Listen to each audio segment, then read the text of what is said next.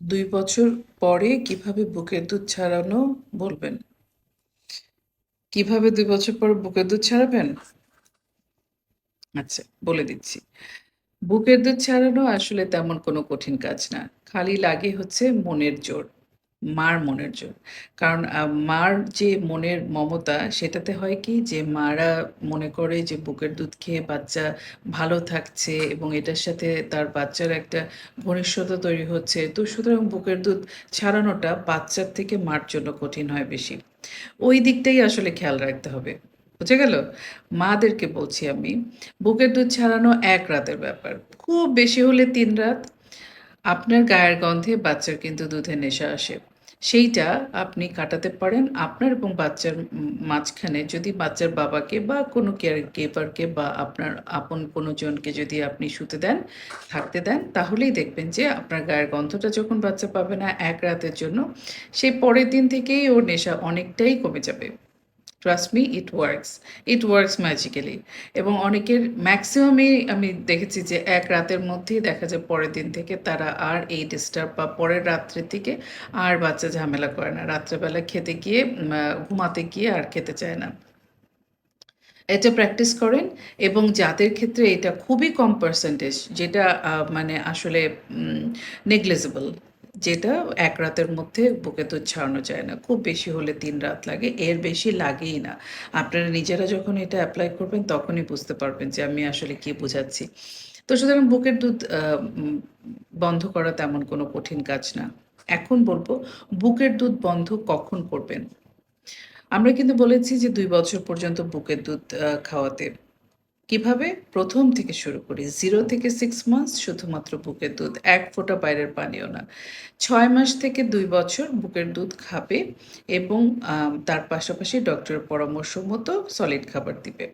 ডক্টরের পরামর্শ মতো এবং বাচ্চার বয়স অনুযায়ী কনসিস্টেন্সি এবং সলিডিফিকেশন আ ঠিক করে তারপরে দিতে হবে। এবং এই যে ২ বছর পর্যন্ত বুকের দুধ দিচ্ছেন, এই ২ বছর পর্যন্ত বুকের দুধটা কিন্তু ৬ মাসের মতো যে খাওয়ানো যাবে না। ৬ মাসে যেরকম আপনি ২ ঘন্টা পর, পর বুকের দুধ দিচ্ছেন, সেরকমটা দেয়া যাবে না। সেটা আবার ৬ থেকে ১ বছরে আমরা বলি সারাদিনে আপনি ৪ থেকে ৫ বার দিতে পারেন এবং ১ বছর থেকে ২ বছরে, ১ বছর থেকে ১.৫ বছরে আমরা বলি যে সারাদিনে আপনি ৩ বার দেন ম্যাক্সিমাম। চেষ্টা করেন ২ বারে থাকতে এবং ছ আ ১.৫ বছর থেকে ২ বছর হচ্ছে ২ বার এবং রাত্রে তারপরে আস্তে, আস্তে শুধু রাত্রে দিয়ে অফ করে দেন। এই জিনিসগুলা কিন্তু মাদেরকে বুঝতেই হবে এবং কেয়ার গিভারদেরকে বুঝতে হবে। কেন বললাম কেয়ার গিভারদের? কেয়ার গিভাররা তো দুধ খাওয়ায় না। তাহলে কেন তাদের নাম বললাম? কারণ অনেক সময় দেখা যায় যে বাচ্চাদের এই যে যাদের একটু দুধ খাওয়ার যে প্যাটার্নটা বললাম, এই প্যাটার্নটা মেইনটেইন হয় না এবং হচ্ছে অনেক বেশি দেখা যায় যে ১০-১২ বার দুধ খাওয়ানো লাগছে এবং সারারাতই দুধ খাওয়াচ্ছে। তাদের বাচ্চাদের হয় কি খিদা লাগলেই মার আঁচল ধরে টানে এবং দুধ খেতে বসে যায়। তখন হয় কি ওর খিদাটা কিন্তু ও এই বুকের দুধ দিয়ে মাস্কিং করে ফেলে।